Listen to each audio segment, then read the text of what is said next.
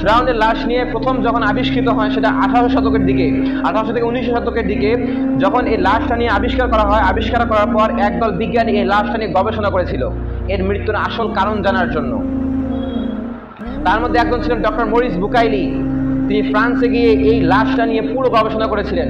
গবেষণা করার পর তিনি একটা বই লিখেছিলেন, the Bible and Quran the light off science, মানে বিজ্ঞানের আলোকে কোরআন এবং বাইবেল, এই একটা তিনি বই লিখেছেন। এবং তিনি বইয়ের শেষে এই জিনিসটা লিখেছিলেন যে পৃথিবীর কোথাও কোনো গ্রন্থেই এই ফিরআউনের মৃত্যুর ঘটনা নিয়ে কোনো বর্ণনা করা নাই একমাত্র কোরআনুল কারীম ছাড়া। এবং আল্লাহ তাআলা স্পষ্ট বলেছেন, আমরা সবাই জানি যে আল্লাহ তাআলা ফিরআউনকে সেই পানির মধ্যে ডুবাইয়া মারছেন, সব লবণাক্ত পানি।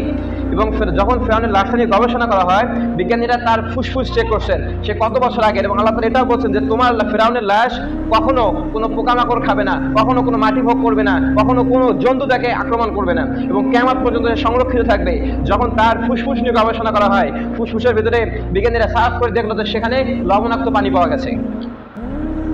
সেখানে সমুদ্রের লবণাক্ত পানি খেতে খেতে সে লবণাক্ত পানি খেতে খেতে যখন তার ফুসফুস একদম ভর্তি হয়ে গেছে, আল্লাহ তাআলা তাকে ওইভাবে ডুবিয়ে মারছে সে অহংকার প্রেরণ করার জন্য।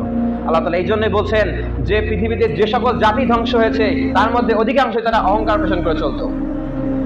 তারা অহংকার দেখাতো, দাম্ভিকতা দেখাতো, জ্ঞানের অহংকার দেখাতো, ক্ষমতার অহংকার দেখাতো, টাকা পয়সার অহংকার দেখাতো।